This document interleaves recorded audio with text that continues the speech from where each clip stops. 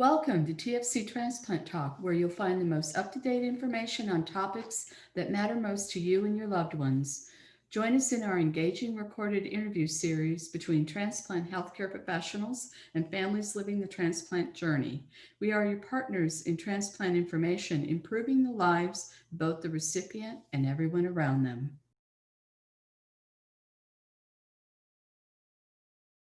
My name is Lemuel Bradshaw, and I am officially the Public Relations Manager for United Tissue Resources. What that is the person responsible for any and all communication efforts to try to get the word out, not only about allograft tissue, but about donation in general, and our role in what I think is something that we all do, and our role is only a part of that, but it is a very important role.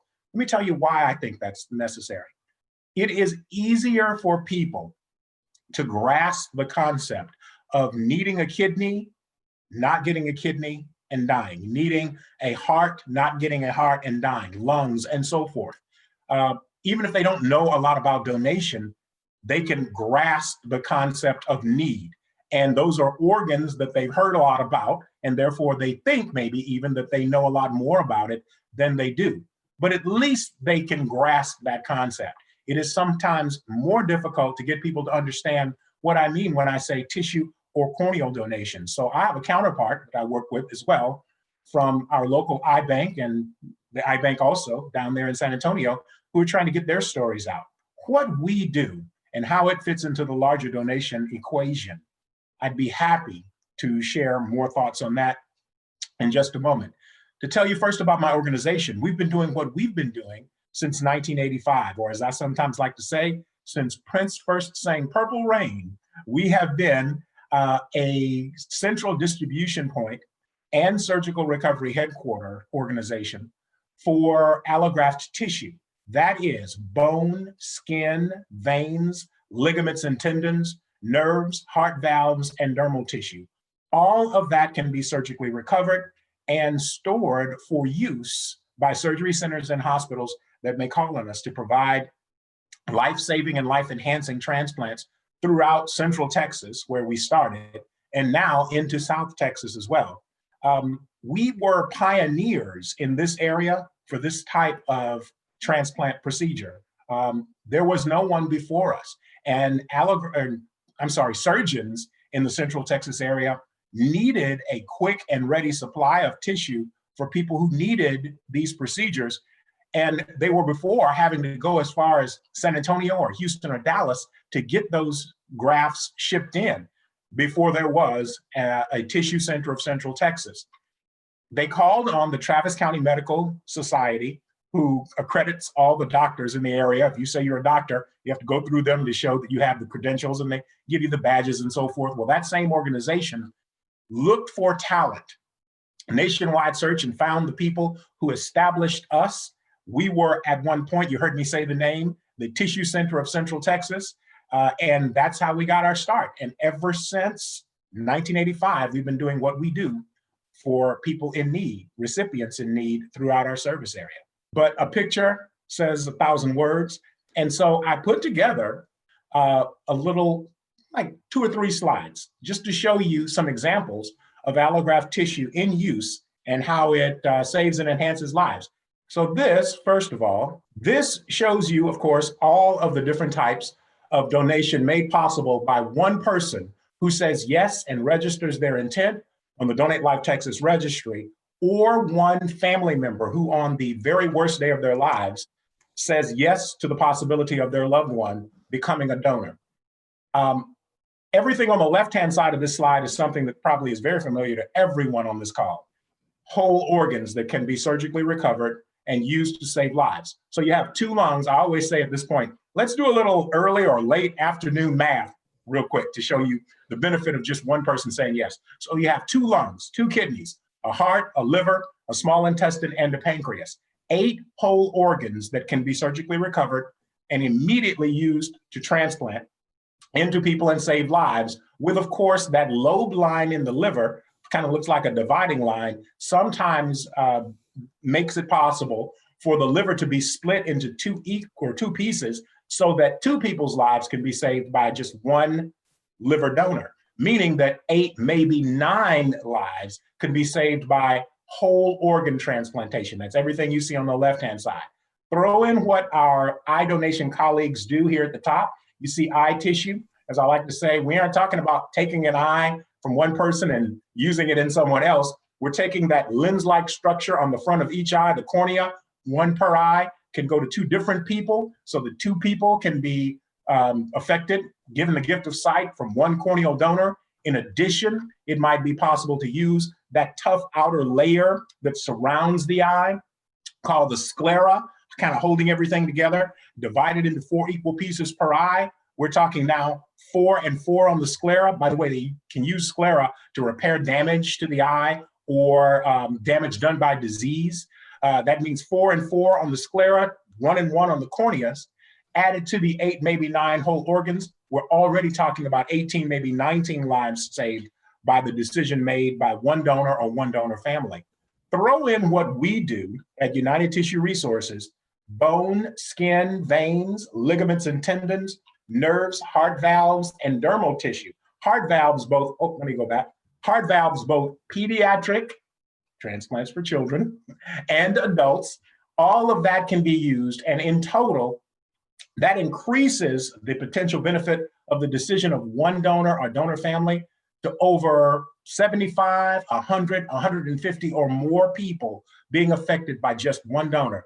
In fact, United Tissue Resources has had some donors that affected great numbers of people to the tune of, we had one donor I remember was 450 individual grafts and another 750 available grafts. That doesn't happen every day, of course, but throw in allograft tissue into the equation that organ donation presents as far as saving lives. And we are talking about maximizing the potential in almost every case exponentially when you consider what allograft tissue can provide. I put together, if still the concept of what exactly that is foreign, consider that everything on the left-hand side of this slide, from the middle over, is a use for human bone and a different procedure that has been performed using human bone, whether as a diagram, like the jigsaw puzzle pieces of bone being used to reconstruct the cheek here. Maybe this person's face hit the steering wheel in an accident, an automobile accident.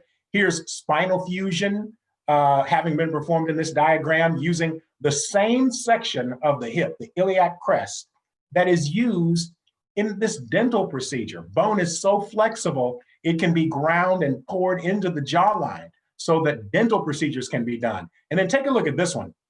This is a foot, of course, with 7 screws. All 7 of these screws are made entirely of human bone. They are called, in fact, bone screws. And it gives you an idea. Think about how mangled this person's foot must have been to require 7 screws. In times past, as this person heals, the surgeons might have to go in and take 1 or 2 screws out. And every time you go in, you open that person up to a greater risk of infection and a longer recovery time. Allograft tissue is absorbed by the body as its own tissue would be and processed out in time. Less recovery time for the patient, less risk of infection. Here is, of course, ACL surgery. My beloved Pittsburgh Steelers lost one of our outside linebackers this week, but it's not just million-dollar athletes who tear their ACL. This is probably the procedure for which we supply the most tissue, because everyday people step wrong every single day. And a tissue center like ours and others in the state can provide that tissue. Here is split thickness skin being spread between the fingers of a technician preparing it, I think, probably for a procedure. It saves more lives than all other forms of transplantation combined when you consider how many uses of skin are just to protect the body from the risk of infection after a disease or an accident or something, some traumatic wound that put them in the hospital but didn't kill them, but the infection might if they didn't have a barrier of skin that could be provided because of the decision of the donor who said yes, or a donor family. We also just in October celebrated Breast Cancer Awareness Month. And you can see that if a woman chooses to have a full mastectomy during her fight with breast cancer and then reconstructive surgery, tissue centers can supply dermal tissue to help in the reconstruction process. This is an eye. Piece of the pericardium is being used to repair damage to the eye. And then I'll close with this one because this is one that is close to all of our hearts. This is full thickness skin being used to repair a birth defect known as omphalocele. I believe I'm saying that correctly. If I have a nurse on the call, correct me if I'm wrong. This baby was born with its internal organs on the outside of its body. And years ago, that's a death sentence. Now it might be possible to push those organs back into the abdominal cavity and using repeated skin grafts. You can see this one is so new, it hasn't even pinked up with the vasculature yet. And until it does, that child may need repeated skin grafts. But once it takes, it gives them a chance at life that they would otherwise not have had. Those are just some of the examples of what allograft tissue provides, to the tune of, in our area, we supplied in 2019 11,000 plus grafts that were implanted into our fellow Texans. And in the United States, 1.75 million people received allograft tissue transplants in 2019, all made possible by the same people that saved lives for folks in your organization, that have saved lives for people on this call, me being one of them. Mr. Davenport, you know well, the Gonzalez, Laura, the Rivera family, you guys know well what donation has done, and none of it would have been made possible if donors had not made that decision. So that gives you an idea of what it is that we do and who we are, and also how people can help make this possible. What else can I provide for you? I'd love to talk about it more. You can tell I'm kind of passionate about this. You are passionate about it. What makes you so passionate about it? Well, I didn't know what allograft tissue was, to be quite honest. I lived in a town right here in Austin, Texas. I've lived here for 20 some odd years and had no idea that I drove every day past the organization that I work for now. I had a heart transplant in 1999. I had congestive heart failure in 1998 caused by bronchitis, of all things. I'd always been the biggest, strongest guy in the class, never been sick, did not have a congenital heart problem, didn't even know that people had heart transplants. That was a completely foreign concept to me. And then I got bronchitis, was taken to a hospital, or went to a hospital, because my wife she forced me to. She got tired of hearing me complain about all the symptoms. And when I did, they diagnosed me with the problem that would lead a year later to me having to have a heart transplant. I told Travis once before in a conversation we had in the past that if you got a car, a brand new car, what's the first thing you would do when you got that new car? You drive it around and tell everybody about it and show it off. Well, I got a heart. So all that I could think to do was tell people, look at me, I got a heart transplant. Look what it did for me. Look what transplantation does. And I've been doing it ever since. I'm very fortunate to have found a job that makes it true for me, what you hear all the time, that if you have a job you love, you don't feel like you work a day in your life. Well, that's not entirely true. There are some very long days that go into doing what it is that you do. Someone told me recently that that wasn't true. And what they really should say is that if you have a job that you love, you take everything personally and you work way too much. And that is exactly what happens with me, okay? But I'm happy every day to get up and start all over again, because I know that I'm doing it, I feel, on behalf of not just myself, but my brothers and sisters, people like you, people like Ricky, people like Travis, and others who are waiting. In 2016, after over 20 years of being healthy with my first heart transplant, that one I had way back in 1999, I started feeling kind of lethargic again, went to my cardiologist. She then diagnosed that problems with the new heart, or with the new old heart, made it necessary for me to be listed again. And I waited for 4 years By this point, I was already with this organization and happy to have something to keep me from thinking and focusing on the transplant I wished I had. And so I just kept working and kept working. And finally, on Valentine's Day of this year, which is ironically enough, National Donor Day. I don't know if you guys knew that. February 14th is also National Donor Day. We had our annual Valentine's dinner, my wife and I at a friend's house, came home, turned in for the night, and a call came at 1:30 in the morning, technically, I guess the day after Valentine's Day and National Donor Day, telling me to come to the hospital. They had a heart for me. And here I am talking to you now. That means two donor families made a decision that allowed me to continue on with my life, raise 9 grandchildren. And you'll have to forgive me, folks. I forgot, I committed the cardinal sin of all grandparents. I didn't prepare pictures of my grandkids to show everybody again. But I have 9 of them, take my word for it, and watch my 3 grown daughters grow and give me those 9 grandchildren. And now, I can't imagine my life with them. And I'm so happy that I'll have a chance to get to see them grow into adulthood. It's been so long, David, that I've been doing this work. I had a chance to meet the Rivera family back when Ricky was still a teenager. I think he was probably a teen or at least a preteen back then, but I know he was young. I've seen even younger pictures, people who refer to him as Little Ricky, which he probably doesn't like it. He hasn't grown much since then. Yeah. Still calling Little Ricky. he's still the same height he was at 14. Years.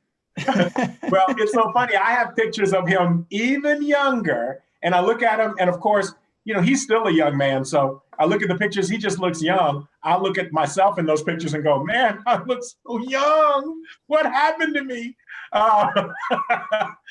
But I would not have that opportunity had not someone made the decision to become a donor. And I want everyone to get a chance to meet the Rickies in their life and the grandchildren in their life. I remember that day. I want to say I was 15. Yeah, that's what I was thinking. We were did all that. out. The day he's referring to, we have a picture of, again, I didn't prepare it, but we have a picture of all of us, and I mean us, when I say all of us, we had a luncheon really, out in Seguin, Texas, which for anyone watching who wonders, where's Seguin? It's in the middle of nowhere, but that's where we were. It's in the middle of nowhere, kind of in between Austin and San Antonio. And there were recipients of all kinds. We had heart, lung, liver, kidney. All of us got together and filled up a Mexican restaurant in Killeen and ate and got a chance to, we titled it the Meet, Eat, and Greet. And then afterward, we all took pictures as a group and then individuals, like all the heart folks together. And one of us had a heart pillow. And I remember Ricky was holding the heart pillow. And there was like 4 or 5 guys, all older guys, and Ricky. I know. You look at the picture, you see all these people, and then that tiny little thing. That was me. That was you. And then the lung folks stood together and the kidney people. And it was an incredible thing. And though we have tried to duplicate it and we've had other events, that was the first one. So it's the most special. And I don't think we've ever gotten that many people of all stripes, recipients of all stripes there together. Maybe the next one, David, you can join us. Travis, you can come back from wherever it is that you are shooting this from. And, you can be a part of it as well. We'd love to have it. I feel like we missed something not having more community with the Austin and San Antonio folks getting together more often. Mm-hmm. Definitely. I feel left out. There's so many things that I didn't know about that happened in the transplant world, like having dinner together, the transplant games. You'd think after almost 28 years of this, you'd kind of have it down, but I don't have a clue what goes on. So that's why I have to do these interviews. I was in the transplant games maybe once or twice. Yeah, in Texas. Yeah. And no one invited They me. were kind of fun. Well, I don't understand how, first of all, Travis and I were in 2 different worlds, right down the road from each other, doing this, but never crossing. And he's 28 years, you say you're 28 years out with a heart? Yeah, it'll be 28 in March. And I was 22 or almost 21 before my second transplant. How did we never meet? You know, I don't understand that. Who knows? Yeah. But we know each other now, and we know a lot of people in common. And I hope to meet everyone in the Transplant for Children's organization at some point, because, you know, we're family. We are a family. And I want us to feel that way. We're a family who like each other. So Yeah. we kind of got to pick, right? So I want to move into questions just so this recording isn't please do. an hour and a half. So I have a few written down. So I'm not going to go first though. So I'm going to let whoever's on here, Laura, Me, Diana, Ricky, I go ahead. I was wondering, okay, so I know you can register to be an organ donor, you know how they promote that a lot. Is it the same process for tissue donation? Is it the same registration, or do you separately register? That is a great question. It is exactly the same registry. The Donate Life Texas Registry is the official registry for organ, eye, and tissue donation in the state of Texas. When I say it is the official, when you say at the DPS office, and I say that because that's where everybody thinks that is the only place that you can register, is at the DPS office. Well, DPS and Donate Life Texas have a very unique partnership that began back in the early 2000s, around 2009. And the Texas legislature voted into existence the Donate Life Texas Registry in 2005, 2006. And then in 2009, we started partnering with DPS so that every single person who goes through the line at DPS or gets their vehicle registration done, you know, in COVID times, we actually went to a building, or if you do it online in either one of those, on one of those websites, you will also see a page pop up. And the question is asked, would you like to register as an organ donor? That 9-word question being asked of every person that goes through the line at DPS has resulted in an increase, an incredible increase in the number of registered donors in Texas to this tune. When this registry first came into existence between 2005 and 2006, there were 1.4 million people registered in the entire state of Texas. That was up until about 2009. When DPS started asking that question, we are now in 2020, very close, if we haven't already passed, we will soon the 13 million mark in the state. Right at about half of the state is already registered. Some counties, 70, 80% of the county is registered. It is exactly the same registry for organ, eye, and tissue. So even though at DPS, they may say, would you like to register as an organ donor? If you say yes, you are automatically registered for everything. It is a registration that you can go on and yourself adjust if you like. You know, some people may have a perception of donation this type versus that type, and they want to do this but not that, or they want to change their registration status to also include research. The research in this case is the research that forwards the science of donation. Let's say that you said, I want to donate everything, but in the accident that ends up taking your life and making you a prospective donor, something was damaged to the point that it could not be used to save someone's life. They may be able to use that organ to do research to save other lives down the road. So we ask that people consider the research option as well. But yes, it is exactly the same registry as for organ that it is for tissue and eye. That is the Donate Life Texas Registry. Let me add one more thing to that, because this is very important. It is just as important, your registration, it is just as important for you to then discuss the fact that you registered with the people in your life who would be making the decisions for you at a time when you are incapacitated and unable to make those decisions for yourself. If you're married, it's your spouse. If you're not married, but your parents are alive, it's your parents. If your parents have died, then it's your siblings, whomever that person may be. Maybe you don't like any of your family and you've assigned an agent, said, hey, Joe, I want you to take care of everything for me because I don't like any of my family. Then you need to talk to Joe and tell him, look, I also have decided I want to be a donor. Time is of the essence. When a person dies, there is a very finite time for organs to be transplanted. And even though we don't have the same tight window for tissue and eye, we don't have an indefinite period. We can't come back 3 days later and surgically recover allograft tissue and or corneas. So you need to have that conversation so all of those can still be on the table when donation professionals from this organization and others approach the person in your life who will make that decision. What are some, you've mentioned, of course, all the great reasons why somebody should be a donor. What are some of the myths, so to speak, that keep people from clicking yes? You know, maybe their religion or, gosh, I'd want to have a open casket funeral. I don't want to look like a nothing. What are some of the myths or some of the things that keep people from clicking yes, that just aren't true?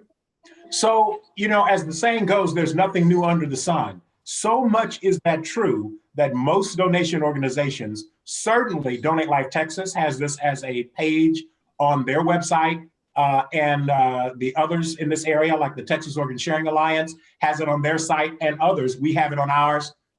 A lot of those myths and misconceptions are common to people across the country. One of them is, since we just, November, the third weekend in November, or the second weekend in November. I had to do my math quickly. It's the second weekend in November, the one right before Thanksgiving, is National Donor Sabbath.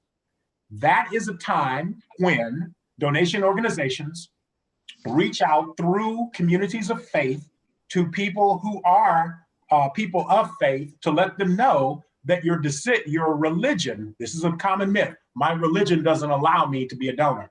Every major religion in the United States has either issued a statement supporting donation, or at the very least left it up to the decision of their individual parishioners' conscience. These statements of many are listed on the websites of organizations who handle donation. For instance, the current Pope, has come out a couple years ago even with a statement calling donation the ultimate form of charity.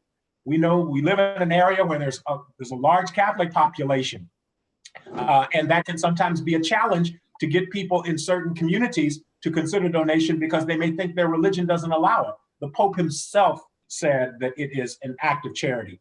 The decisions, the positions taken by other religions are also listed on those websites. You mentioned the open casket funeral. A lot of people think if I'm a donor, they will mutilate my body to the point where they can't prepare my body in a way that I want my loved ones to see me. Donation organizations, first of all, there is no mutilation involved. Donation is a surgical procedure, just like other surgeries that people on this call and people in the lay public have had. A lot of times when you phrase it, have you ever ask them a question? Have you ever had surgery? Well, when it was done, did they just leave the wound open, or did they sew the wound and allow you to heal? Well, of course, you won't heal after being an organ donor, organ tissue or eye donor, but each of these types of surgeries are performed as a surgical procedure would be, so that in the case of tissue donation, which takes the most tissue of all three, you can still have the body prepared in whatever way a family would want so that their loved one can appear in a casket for an open casket funeral. Another is, I'm too old or too sick. At the time of your death, so that you won't have to try to make a decision, I would register, but I have this thing, whatever that thing is, that's been bothering me, and they wouldn't want anything of mine. or I'm too old, and the same reasoning applies. Know that donation professionals make a determination about your health status at the time of your death and determine if then you are eligible to be a donor. You do not have to make that decision before you check a box or say yes at DPS or go online, which is a lot easier to do, especially in COVID times, because who goes somewhere so that they can be asked the question? If you Google Donate Life Texas, you can add your name to the Donate Life Texas registry from the safety and comfort of your own home, or pick up your cell phone and do the same thing. You know, your iPhone app now, the health feed, there's a, what is it called? I'm an Android guy, so, you know, I don't know all the iPhone stuff, but there's a health tab in your iPhone that you can use to go straight to the registry designation now. So this is so easy. You're never too old, never too sick. There's no mutilation involved. Your religion allows, most likely allows donation. Those are some of the common myths that I hear right off the bat, and none of them are true. I've heard another myth too. That was Go ahead. So another myth is that I've heard, and I believe Tosa has mentioned this as well, is if I'm sick, well, if I am a donor and if I am sick or have something, will the doctors even try to help me or to save me? And that's actually not true. They're not gonna let you die because you're a donor. No, doctors are still gonna try everything they can to help and save you. That's another common myth that I've heard as well. Let me add to that, Ricky, because you are absolutely correct. And I was trying to think about what the other common myth was, and I'm so glad I had you on this call to remind me. That they won't try to save me myth. Let's break that down if we could. I don't know if any of you are medical professionals. Maybe you are and can even do a better job than I can about this. But I've heard this so much. Here's how we counter, or how you can counter that when you hear this. There are two separate sets of medical professionals involved at the end of anyone's life. There's the set that's trying to save you over here, the hospital, and they're exhausting, especially in these times, all their resources to try to keep you alive. The second set, the donation professionals and the medical professionals involved with them, don't even know you're in the hospital until you die. And or if it is a traumatic injury that puts you in the hospital from which you are rendered brain dead, by law in the United States, when you are declared brain dead or your heart stops, then the second set must be notified so that an opportunity can be presented to all the people who are waiting. But this set doesn't even know about you until that first set, this set over here, doesn't know until that first set has exhausted everything they can do to keep you alive. Then that call is made. So they're not going to save you because they want to call this group. They have to do everything they do. These people aren't watching hospitals and going, ooh, that person is about to die. Let's make them a donor. They are informed by law, and then they come on the scene to make the determinations as to whether or not you can become a donor. It is a common thing that people think what you just described, Ricky, because Hollywood does a very good job, for one, of misinforming people. Look, my wife and I are addicted to all things Chicago. We watch Chicago Med, Chicago PD, Chicago Fire. Here's a plug for all those Chicago shows. If there was a Chicago dog catcher, we'd watch that too. But, you know, even though we love Chicago PD and the fact that I got a medical degree back in 1999 from watching ER every Thursday night on NBC, as much as I love all of those shows, I see these storylines that are so fantastic that I know some people watch them and think that is the gospel truth. And they see something happen and they just apply that to real life and say, I'm not going to be like that, so I'm not going to register. Or myths out there like you can go to Vegas and wake up in the morning in a tub of ice in your bathroom and your kidney's missing. I've heard that. I've heard in communities of color, my own and others, that there is a black market ring that is collecting organs so that you are knocked out And when you wake up, you're in an alley and your kidney is missing. And they do it in these impoverished communities because nobody investigates there, so they can get away with it.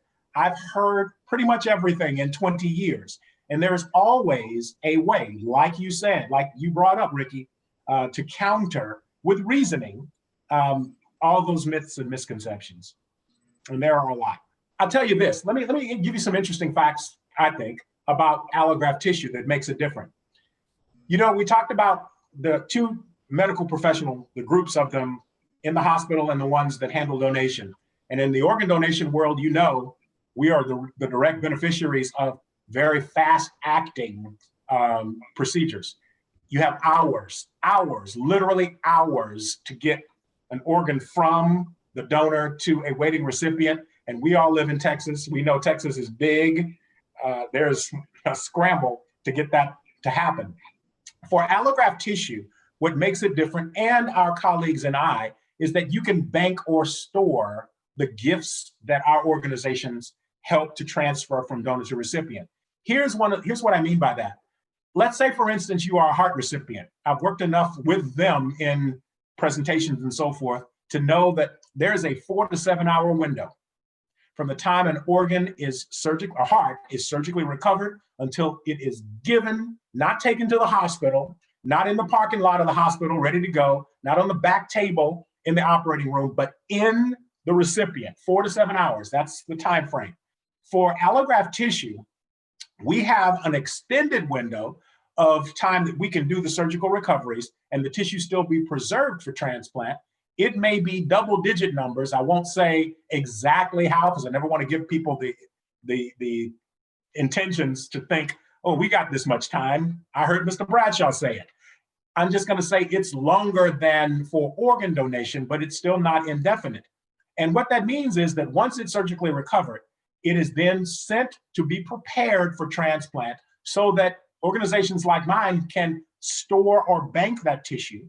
And when a surgery center calls on us, we can ship that tissue or physically take it to that hospital or surgery center in real time. We have people who almost 24/7 do that every single day. As we're having this conversation, one group of our professionals are talking with families in crisis who are making these life and death decisions for other people.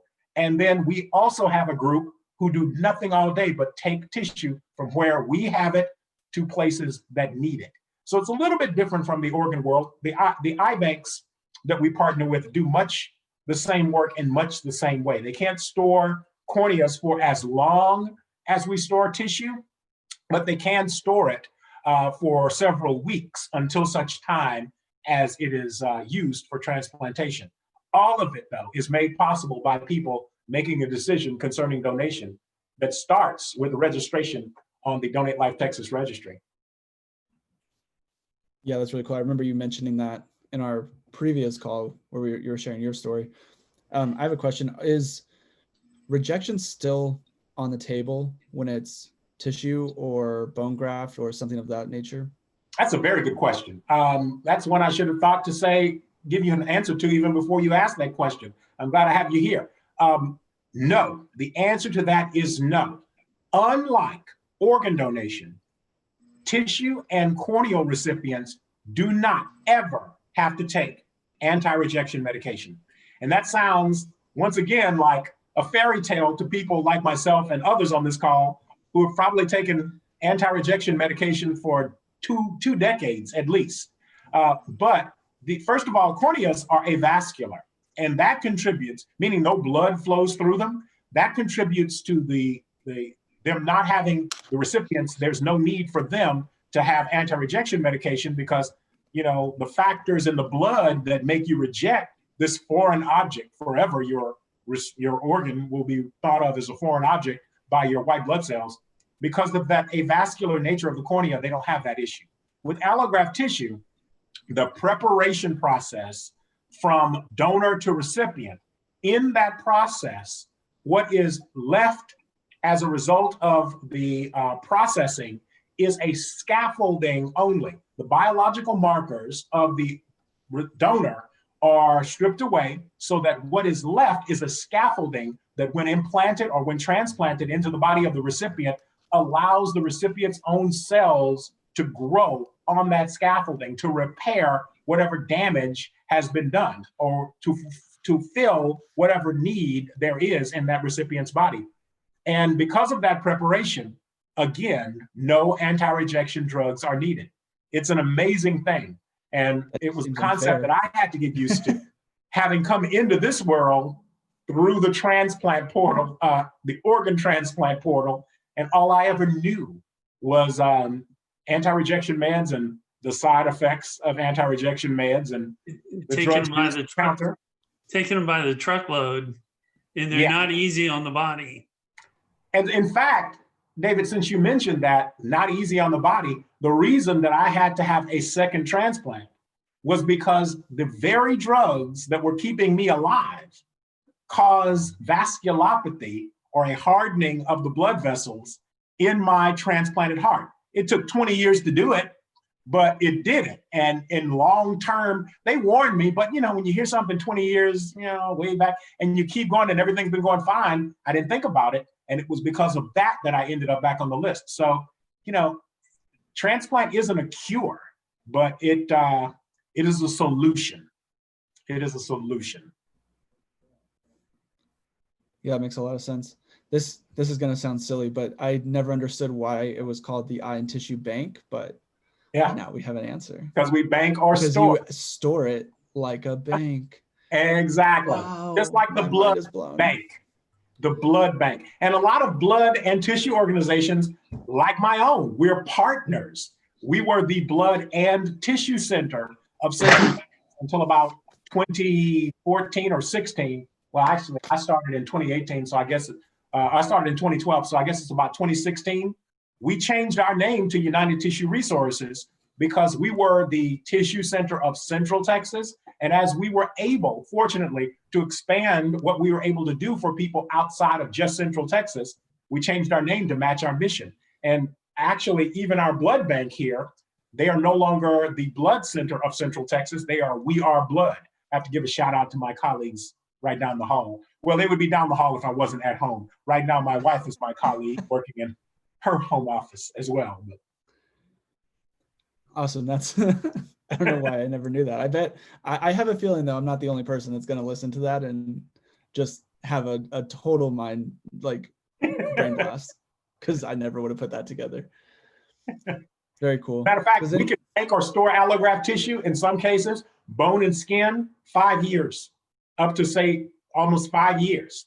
Not every tissue can be stored that way, but bone and skin, for instance, for grafts, for burn victims, for traumatic wounds and injuries, for cancer patients. There's a young man, a story came out of another tissue organization somewhere in the Midwest. He was a young boy, just like when we talked about meeting Ricky. This boy was probably like 8 or 9, and he's able to play soccer. He always wanted to play youth soccer, and he never could because his bones were so brittle from a condition. One of his leg bones, he was running or something, and it just snapped. And they found a tumor in that bone. To resect it, they called on a tissue center to supply the graft. After a donor, of course, said yes, they supplied the graft. And that little boy, the joy on his face, kicking a soccer ball is just immeasurable. Mm-hmm. I am proud that organizations like my own helped make that possible, or just act as the conduits. Donors, of course, make it possible, but we are the middlemen, so to speak. Yeah, and making that decision, like you said, to get the bones, the tissue, that kind of thing is more of a necessary immediate process. An answer needs to be made, but it also seems like, or sounds like, on the recipient side, that when an issue arises, it can be pretty immediate to have that solution because you're sitting on the material needed instead of having to wait years for a heart, years for a kidney, years for lungs. There's, a burn victim, a kid that has a tumor, anything like that. If you guys do like hip and knee replacements too, it's all kind of just available, which is just super powerful because you're able to help people in the moment instead of having them in the hospital for weeks and months on end and all this testing and all that stuff. You just get them in, get them out, and then there's no anti-rejection meds. So it kind of seems, like you said, like a dream come true. It doesn't even seem real that we can help people so efficiently. At the same time, though, I have to make the point, especially in this group, transplants for children, there are some tissues that are more readily available than others. One of the ones for which there is hardly ever a storehouse of tissue. There's always a need that must be met, and that we are never quite able to say there's always available tissue, is for pediatric heart valves. Think about the fact that most people who go to hospitals to have babies, it may be one of the only times you go to a hospital expecting a happy outcome. Think of all the other reasons you go to the hospital. Short of, say, plastic surgery, is there a reason that you go, oh, I'm going to have this done, I'm so happy to get it done? You do when you have a baby. Now imagine you go and you get there and your baby doesn't survive. And the grief that you feel at that moment, how overwhelming that must be. I think all donors are heroic. I really do. And of course, I have two families that are my own personal donor heroes. But just think about how heroic those people must be to go expecting to come home with a baby, lose that child, and still somehow they are able to think beyond their grief when they are presented with the option of saving the life of another child. Another parent, another group has been told that their child will die unless they receive a heart valve transplant. And it is only the people who say yes to that make that possible. That does not happen anywhere near enough, so that there isn't this infinite supply of heart valves available. As a matter of fact, there are protocols in place to decide who even gets heart valves based on how great the need is at any given time that they become available, because they are in such demand. So I know it's an incredibly hard decision to make, but it is another reason why I feel like it's important for people like me who know about that need to talk about that need. And I truly appreciate you giving me the platform to do that. And through your YouTube channels and other means, get that message out there. It's not just an organ donation thing, which would be enough for me, that's a great thing. But there are kids who need all types of transplants, and donors make that possible. That's incredible. Well, we appreciate having you. I don't want to cut anyone else off. Diana, I don't know if that's just a photo. You've been very still most of this. David, Ricky, Laura, if you guys have anything else, let's go ahead and we can start to wrap it up. We're right about the time that I want these videos to record for, so we're about perfect. But if you guys have anything else, we'd love to hear it.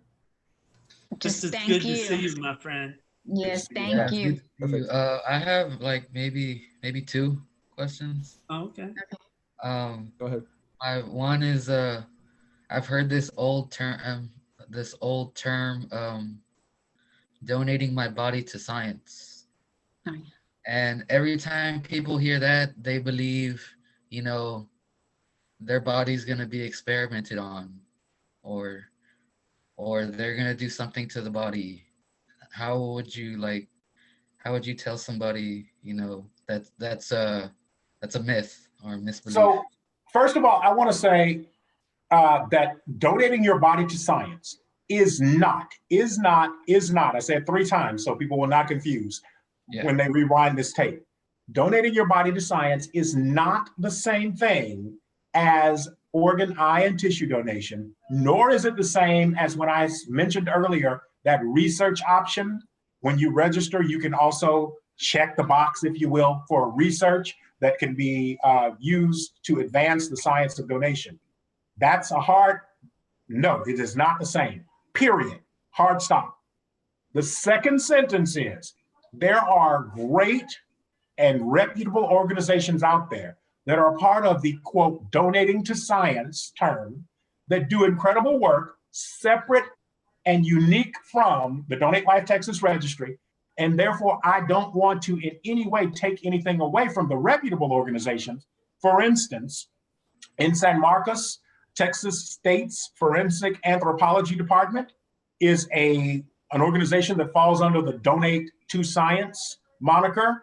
And what they do there is train investigators. When you watch the show CSI and they solve those cases based on clues they find, sometimes from bodies that have been left out and deceased for years even. Somebody has to teach people how to do that.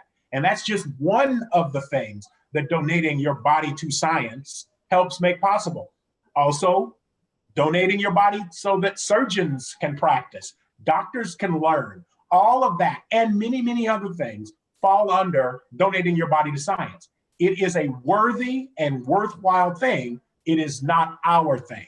So a lot of people get that confused and think, if I say I can be an organ, eye, and tissue donor, then my body is going to be, used to test weapons for the military, which is another thing that happens with the donating to science thing, or motor vehicle accident tests, that sort of thing. All of that is necessary, I guess, in some capacity. It is just not the same thing as the Donate Life Texas Registry for Organ, Eye, and Tissue Donation. So when I tell people to consider registration, yes, sometimes, Ricky, that's yet another thing. You have some incredible questions and points. I'll give you that 20, I promise, for helping me with this later. But that's an incredible point. You say you had point 2. What was your second point? Oh no, this was just for you, Bradshaw. I know you said you had 2 heart transplants, or the heart transplant. Had you ever met your donors or donor family? Oh wow, Travis, this was a good one. You should have asked me this, Travis. Ricky, once again, leading the pack. All right, so I did meet my donor family and my first donor family, and I've been told that my second donor family has made inquiries. But my second transplant was only 9 months ago. And before I talk about my first group of incredible people, I want to say that I feel like people sometimes think that they're ready for more than they are ready for in the moment. And I want my donor family experience with my second family to be even a fraction of the one that I had with my first donor family. So I really want to give that family enough time to settle in with the idea of their loss before they meet me, so that there's no resentment, no, this was great, but I never want to do this again. I kind of feel like I need a relationship of sorts if they will allow me one. So I'm giving them enough time to meet them. But my first family, we're so close that to this day, I keep them apprised of every action that I'm taking to further advocacy for donation. When I got ready to get my second transplant, I called my donor's widow and told her that Joe, my donor's name was Joe, Joe will no longer be with me because I'm about to get that second transplant that I've been waiting on for 4 years. And we had the time to have that conversation. She told me that I will forever be family, that even if Joe's heart is no longer with me, that we will forever be family. We will always have a connection. She recently sat for an article that will come out in an upcoming newspaper story, because it's the first time that she has said yes, even after her husband's heart is no longer in my body. She said yes to being interviewed about the experience of being a donor. And that will be a part of a large, like a 2-part article with my transplant cardiologist and myself in the upcoming issues of the Austin American Statesman. And the one thing I'll say about her, and then I'll let Travis close out. When I first met my donor family about a year after my first transplant, after her family and mine sat there together for hours showing pictures and crying together and whatever, she said to me, Lemuel, can I ask a favor of you? And I, at this point, your donor family asks a favor. What do you want? My keys? You want my wife to clean your house? You want me to cut your grass? What do you need? Anything. She said, can I listen to Joe's heart beat in your chest one last time? Now, that's something you see on social media a lot. 20 years ago, you didn't see that. I wasn't prepared for that. When she said it, I was shocked. She came over, she put her head against my chest, and our entire family, my 3 daughters, my 1 grandchild, I only had 1 at the time. That seems like a long time ago.